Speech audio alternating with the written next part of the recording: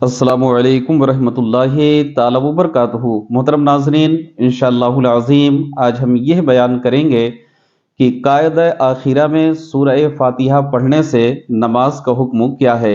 यानी कि अगर 4 रकाती नमाज है तो 2 रकात पे जब हम बैठकर तशहुद पढ़ते हैं यानी अत्तहियात, तो वो कायदा उला है। और जब 4 रकात मुकम्मल हो जाती है तो जब हम बैठते हैं 4 रकात मुकम्मल करने के बाद तो उसको कायदा आखिरा कहते हैं।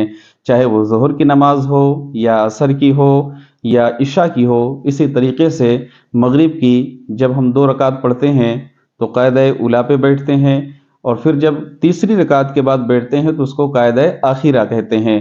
तो उसमें जब हम बैठते हैं कायदा आखिरा में, यानी पूरी रकात मुकम्मल करने के बाद जब हम बैठते हैं, तो क्या उसमें अगर किसी ने सूरह फातिहा पढ़ दिया तो उसकी नमाज होगी या नहीं होगी, या पढ़ने पर कौन सा हुक्म उस पर लाजिम आएगा, इंशाअल्लाहुल अज़ीम वो हम बयान करेंगे। तो देखिए, हुक्म शरा ये है कि कायदा में बैठने के बाद सबसे पहले तशहुद यानी कि अत्तहियात पढ़ना ये वाजिब है। और इस वाजिब के भूले से तर्क होने की बिना पर, यानी छूट जाने की बिना पर, उस आदमी पर, उस शख्स पर सजदा सहू ये लाजिम होगा। तो ऐसी सूरत में कायदा आखिरा में तशहुद पढ़ने से पहले अगर किसी ने सूरह फातिहा की तिलावत कर दी तो उस पर सजदा सहू ये वाजिब हो जाएगा। यानी कि अगर हम कायदा आखिरा में बैठे तो सबसे पहले हम पर यह वाजिब है कि तशहुद पढ़े यानी अत्तहियात पढ़ें। और अगर किसी शख्स ने तशहुद यानी अत्तहियात ना पढ़ के सूरह फातिहा की तिलावत शुरू कर दी तो ऐसे शख्स पर सजदा सहू ये लाजिम हो। यानी कि अगर कोई शख्स कायदा आखिरा में बैठा और तशहुद ना पढ़ के पहले सूरह फातिहा की वो तिलावत शुरू कर दी तो उस शख्स पर सजदा सहू ये वाजिब होगा। हाशियतुत तहतावी अला मराकिल फलाह में है कि अगर कोई भी शख्स रुकू की हालत में या सुजूद की हालत में या कोमा की हालत में कुरान मजीद फुरकान हमीद की तिलावत की, यानी कोई भी आयत करीमा पढ़ी, तो ऐसे शख्स पर सजदा सहू ये लाजिम होगा।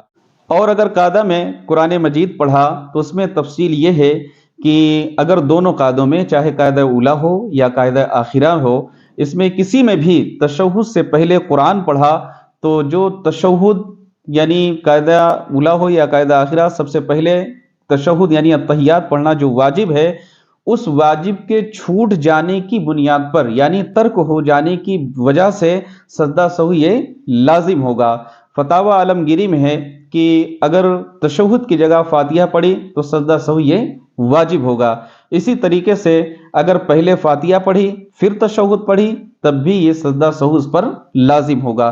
तो मालूम ये हुआ कि कायदा उला हो या कायदा आखिरा हो, जब हम 2 रकात मुकम्मल करके बैठते हैं कायदा उला में तो सबसे पहले हमें तशहुद पढ़ने का हुक्म है, और वाजिब भी यही है कि तशहुद पढ़ा जाए। इसी तरीके से जब हम 4 रकाती नमाज है तो 4 रकात मुकम्मल करने के बाद सबसे पहले तशहुद यानी अत्तहियात पढ़ेंगे।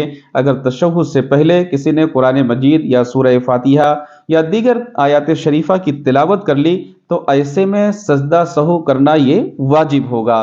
तो मालूम ये हुआ कि अगर किसी ने तशहुद से पहले कुरान मजीद की तिलावत कर ली तो ऐसे शख्स पर सजदा सहू ये वाजिब होगा। अल्लाह करीम की बारगाह में दुआ है कि मौला ताला हम तमाम को इस मसअले पर अमल करने की तौफीक रफ़ीक अता फरमाए। अस्सलामु अलैकुम रहमतुल्लाहि ताला व बरकातुहू।